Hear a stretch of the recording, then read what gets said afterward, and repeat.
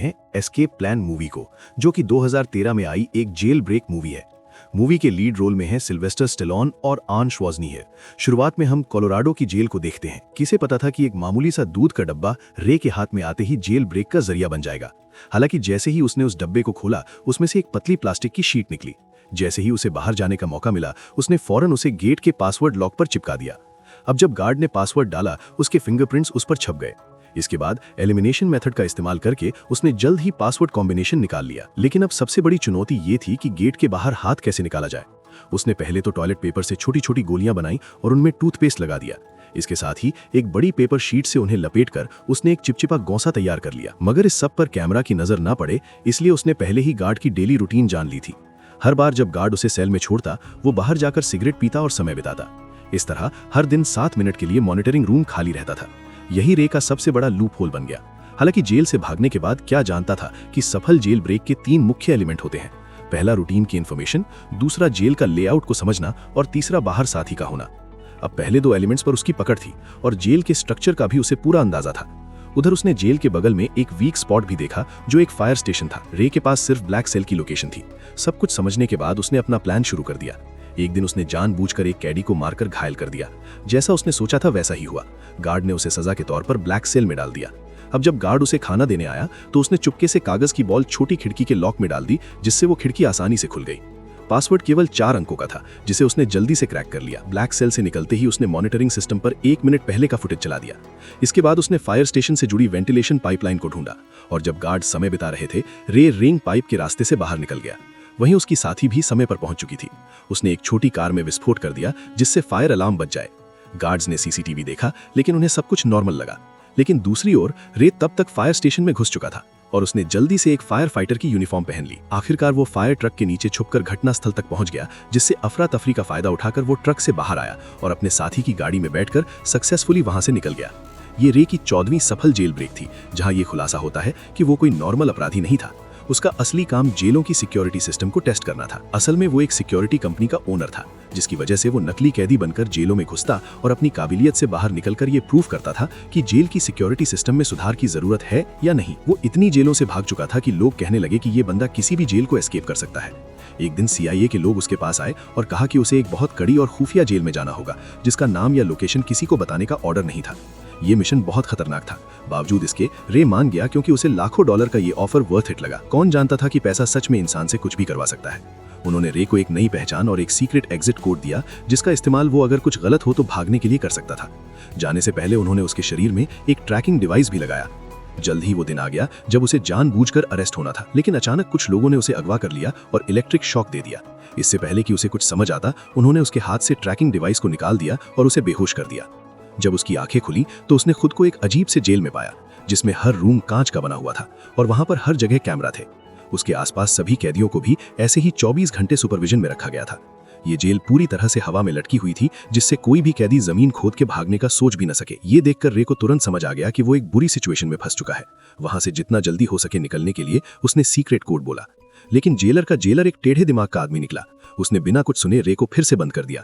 अब यहाँ ये राज सामने आता है कि जेलर किसी ऐसे आदमी से मिला हुआ था जो रे का दुश्मन था। कुछ देर बाद उसने देखा कि यहाँ के गार्ड्स पूरी तरह से हथियारों से लैस हैं और चेहरे पर काले मास्क लगाकर घूमते हैं, और गार्ड्स की संख्या भी कैदियों से कई ज्यादा थी, जिसकी वजह से उनका जब मन करता वो किसी को भी मारने या पीटने लग जाते। वहीं कैदियों को टॉर्चर करने के लिए एक भयानक कमरा बनाया गया था, जहां अंदर जाते ही तेज रोशनी से आंखें चकाचौंध हो जाती थी।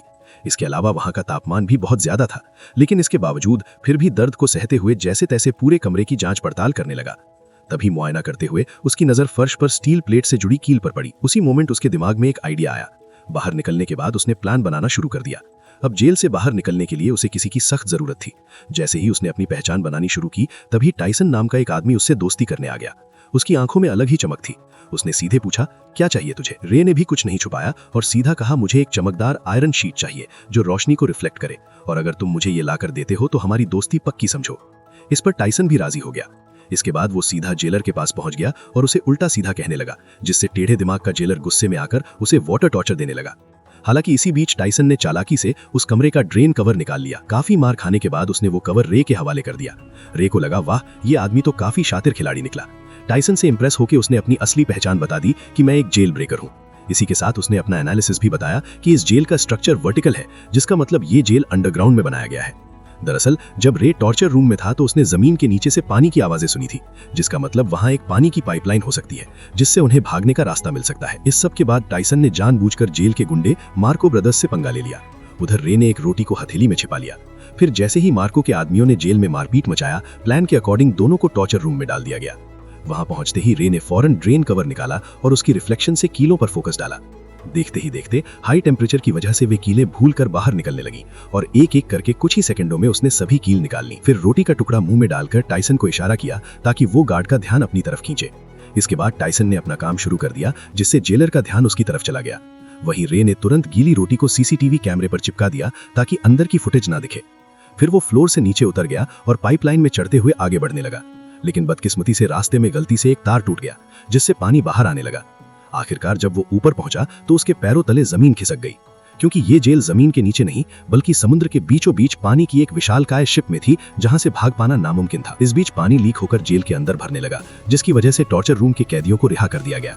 खुशकिस्मती से रे गार्ड्स की नजरों से छिपकर समय पर वापस आकर बच गया। हालांकि दूसरी ओर एक नई मुसीबत उसका इंतजार कर रही थी। दरअसल जेलर को फर्श पर छोड़ी गई किले मिल गई, जिससे वो समझ गया कि रे ने जेल तोड़ने की कोशिश की है।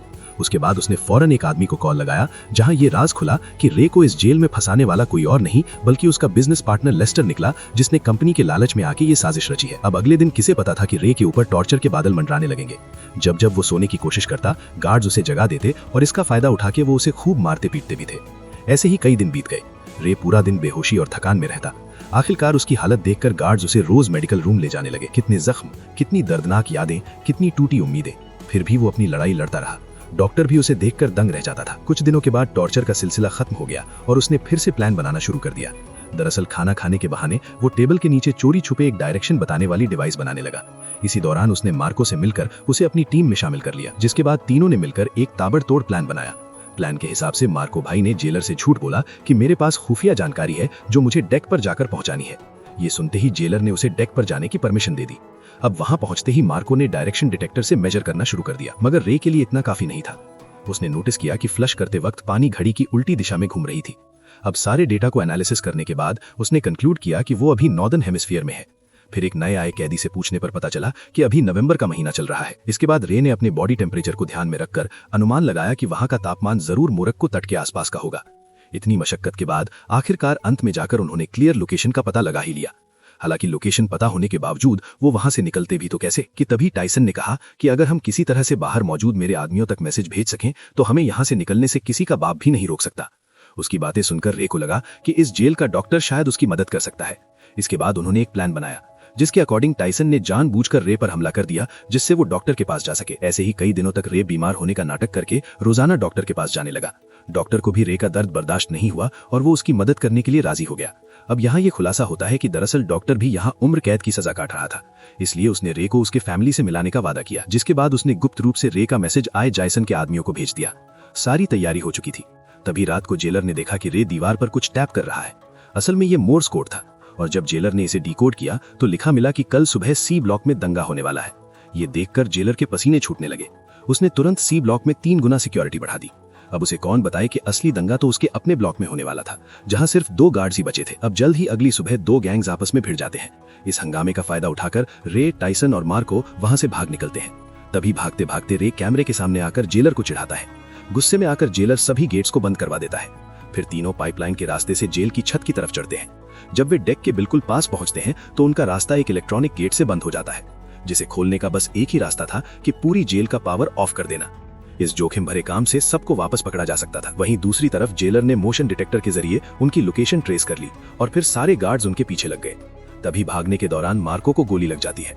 वो समझ जाता है कि उसका जिंदा बचना अब मुश्किल है, इसलिए वो अपने साथियों को भागने को कहता है और अकेले गार्ड्स को रोकता है। जैसे तैसे रे नीचे पावर रूम तक पहुंचकर पूरे शिप का पावर ऑफ कर देता है और ऊपर गेट खुलते ही टाइसन तुरंत डेक तक पहुंच जाता है। खुशकिस्मती से वहां हेलीकॉप्टर भी पहुंच चुकी थी, लेकिन टाइसन के मजबूत इरादों की वजह से वो रे को अकेला छोड़कर जाता भी तो कैसे। उसने मशीन गन उठाई और सामने आने वाले गार्ड्स पर गोलियां चलानी शुरू कर दी। वहीं दूसरी तरफ रे छुपकर पानी के एक टैंक में घुस गया, जहां उसे ढूंढ पाना मुश्किल था।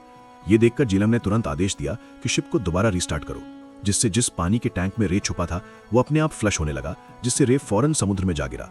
रे का दिमाग देखकर जेलर के तो होश ही उड़ गए। वहीं इधर टाइसन ने एक बंदूक उसकी तरफ फेंकी।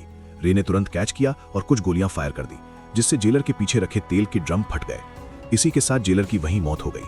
अब सब कुछ शांत हो गया और वो दोनों अफ्रीकन तट पर पहुंच गए। अचानक सामने से एक गाड़ी आई, जिसमें से एक लड़की उतरी। वो लड़की और कोई नहीं बल्कि जेसिका निकली, जिसने रे को ये मिशन का ऑफर दिया था। तब रे को पूरी बात समझ आई। ये सारा प्लान टाइसन की बेटी का था। जेसिका ने अपने पिता को बचाने के लिए उसे जेल में भिजवाया था और रे की चालाकी से उसे बाहर भी निकलवा लिया। आखिरकार रे के चेहरे पर एक प्यारी सी मुस्कान खिल उठी और ऐसे ही संघर्ष और हार न मानने की जज्बे से वो लोग अपने परिवार से वापस मिल सके और यही मुलाकात इस खूबसूरत फिल्म की अंत बन गई। तो दोस्तों, आशा है आपको कड़ी मेहनत और उम्मीद से भरी ये मूवी पसंद आई होगी। अगली मूवी कौन सी होनी चाहिए कमेंट करके बताओ। ऐसे ही और मजेदार एक्सप्लेनेशंस के लिए वीडियो को लाइक और चैनल को सब्सक्राइब जरूर करें। बेल आइकन दबा देना ताकि आप कोई भी अपडेट मिस न करें।